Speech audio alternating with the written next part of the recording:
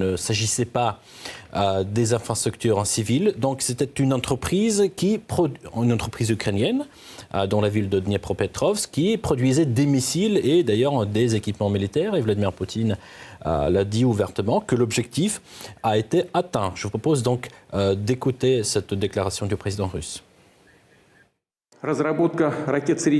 Nous développons des missiles à moyenne et plus courte portée en réponse au projet américain de production et de déploiement de missiles à moyenne et plus courte portée en Europe et dans la région Asie-Pacifique. Nous considérons que les États-Unis ont commis une erreur en se retirant en 2019 de manière unilatérale et sous des prétextes fallacieux du traité sur l'élimination des missiles de portée intermédiaire. Aujourd'hui, les États-Unis non seulement produisent de tels équipements, mais comme nous pouvons le constater, ils ont aussi travaillé sur le déploiement de leur système de missiles prometteurs dans diverses régions du monde, y compris en Europe.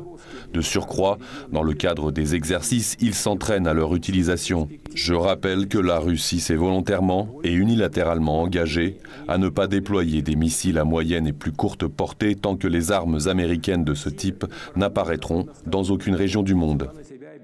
Voilà Igor, et donc ce n'est pas tout à fait un hasard que la Russie ait utilisé les missiles balistiques Oreshnik capables de transporter des ogives nucléaires après ces annonces d'escalade de la part de l'Occident et surtout au lendemain de ces apports nouveaux, de ces rectifications de la doctrine nucléaire russe. Oui, tout à fait. Il faut bien dire quelques mots sur la mise à jour de la doctrine nucléaire russe. Il y a tout simplement quelques jours, ces amendements qui ont été approuvés il y a quelques mois, au mois de septembre, donc maintenant ils entrent officiellement en vigueur. Donc il y avait plusieurs dispositions qui concernaient les conditions de l'utilisation des armes nucléaires et donc l'une des conditions c'est qu'il y a la menace à la souveraineté et l'intégrité territoriale de la Russie, mais il y a aussi un autre point très important, c'est que la Russie va désormais considérer l'attaque d'un État non nucléaire, donc en l'occurrence, on comprend bien qu'il s'agit de l'Ukraine, donc soutenu par un État nucléaire. Là, il y a beaucoup d'États qu'on peut considérer, les États-Unis, le Royaume-Uni, d'ailleurs le bloc de l'OTAN, comme une agression conjointe. Ça, c'est très important à dire. Et puis, bien sûr, ce missile, vous venez d'ailleurs de le dire, peut porter une ogive nucléaire, mais cette fois-ci, Vladimir Poutine l'a bien souligné, il n'y avait pas d'éléments nucléaires. Mais je voudrais maintenant attirer votre attention sur le fait que Vladimir Poutine inflige la responsabilité de cette escalade aux États-Unis. Pourquoi ? Eh bien, ce sont les États-Unis qui sont sortis de l'accord sur le déploiement des missiles de courte et de moyenne portée. Donc maintenant, il ne faut pas s'étonner que la Russie a développé un missile qu'on ne peut pas intercepter par les technologies vraiment très avancées, les technologies occidentales. Donc je vous propose donc d'écouter cet extrait du discours du président russe. Sur le champ de bataille, il y a eu également un essai d'un système de pointe russe de missiles à moyenne portée. Dans ce cas concret, il s'agit d'un missile balistique dénucléarisé et hypersonique. Nos ingénieurs l'ont appelé Oreshnik. Les essais ont été concluants. La cible du tir a été atteinte sur le territoire ukrainien dans la ville de Dniepropetrovsk, un des complexes industriels les plus importants et les plus connus depuis l'époque de l'Union soviétique, qui jusqu'à nos jours produit des missiles et d'autres armements, a été touché. Entre autres, Vladimir Poutine a dit que la Russie se réserve le droit d'utiliser par la suite ce genre de missiles, ce genre d'armement, en fonction des activités de Kiev soutenues par ses alliés. Donc, à surveiller de très près désormais. Effectivement, car Vladimir Poutine l'a déclaré très clairement que la Russie se réserve le droit d'utiliser ses armes, notamment Oreshnik, contre les pays qui en utilisent contre la Russie.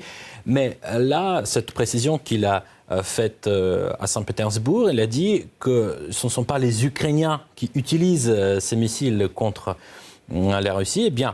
C'est que les Ukrainiens n'ont pas tout simplement la capacité de le faire. Ce sont les soldats occidentaux qui le font, qui saisissent les plans de vol. Si ce sont les soldats occidentaux qui saisissent les missions de vol dans les missiles, c'est qu'ils sont impliqués directement dans le conflit. Donc il s'agit, à mon avis, d'un avertissement vraiment très clair à l'Occident.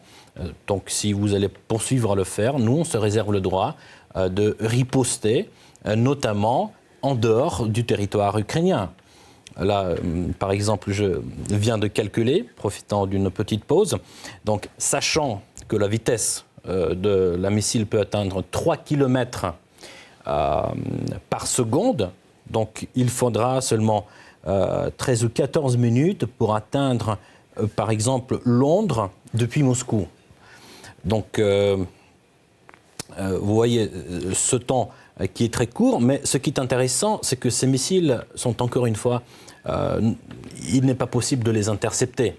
C'est ça le problème. Et c'est pour cela que Vladimir Poutine a dit que la Russie, en les utilisant, va prévenir la population civile, en disant que la Russie va tirer le missile Oreshnik.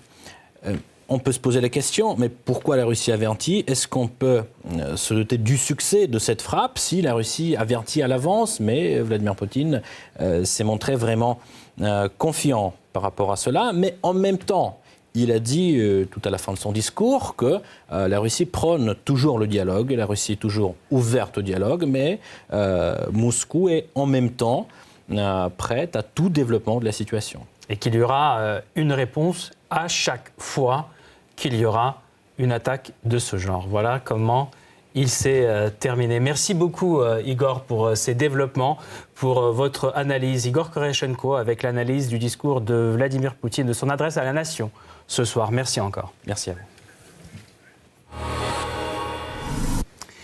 Les décisions de Joe Biden concernant l'Ukraine pleuvent. Cette fois, le président sortant veut réduire de moitié le remboursement du prêt de 9 milliards de dollars accordé à l'Ukraine.